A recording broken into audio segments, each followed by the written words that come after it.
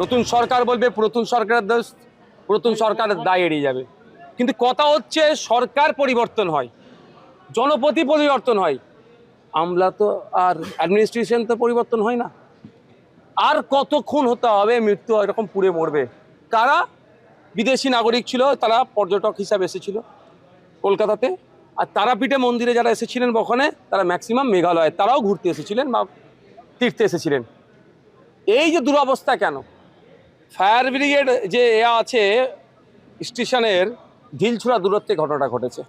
দেখুন কোথায় জায়গায় ঘটনা ঘটেছে, মির্জা গালিব স্ট্রিটের লাস্ট যেটা হয়েছে। এর দায়ভার তো প্রশাসনকে অর্থাৎ অ্যাডমিনিস্ট্রেশনকে নিতে হবে। পূর্বতন সরকার কি করেছে? পূর্বতন মন্ত্রী যিনি আমার জায়গায় ছিলেন তিনি কি করেছেন? তিনি তো মেয়রও ছিলেন। কি করে ট্রেড লাইসেন্স দেওয়া হলো? কি করে ফায়ার লাইসেন্স দেওয়া হলো?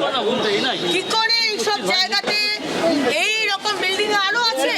কোনো আমি তো বলছি কোনো আমাদের জলের যে হোটেলসের ব্যবস্থা থাকে সে ব্যবস্থা এমনকি এরকমও শোনা যাচ্ছে যে পিছন দিকে একটা এক্সিট ছিল বেরোবার, সেখানে একটা বিল্ডিং খাড়া করে দিয়েছে।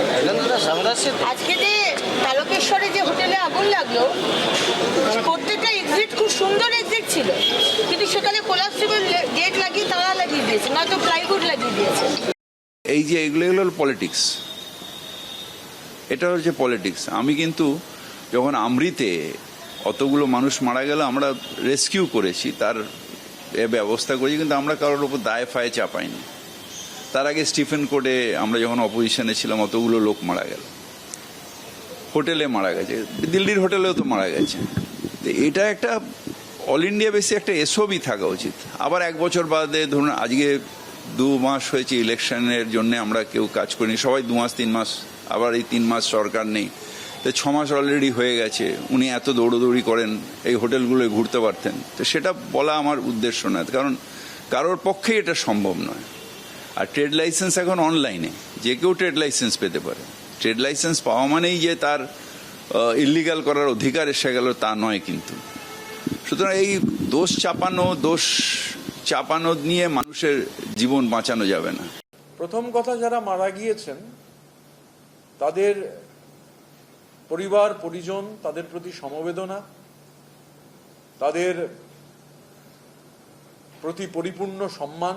এ তো মানে ভাষা দিয়ে জীবন চলে যাওয়া তো কোনোভাবেই মানে তার কোনো জীবন যে হারালেন বা যার পরিবারের লোক জীবন হারালেন, এরমভাবে জীবন হারালেন, এ কোনো ভাষা দিয়ে দুঃখ প্রকাশ করা যায় না। কিন্তু সরকারকে, আপনি রামপুরহাটের কথাও বললেন, অবিলম্বে ক্র্যাকডাউন জরুরি। মানে যেহেতু সরকার এসেছে, আগের সরকার তো ফেল করেছে বলেই নতুন সরকার এসেছে, 100 দিন যেহেতু অতিক্রান্ত, এই ধরনের ঘটনায় নতুন সরকারকে স্ট্রিনজেন্ট মেজার নিতে হবে, ক্র্যাকডাউন করতে হবে। এই ঘটনাগুলো যাতে না ঘটে, আর বা এই ঘটনায় যারা দোষী তাদের আইডেন্টিফাই করতে হবে।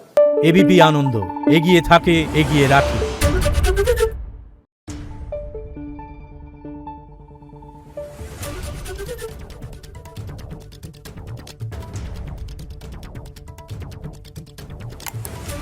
Thank you.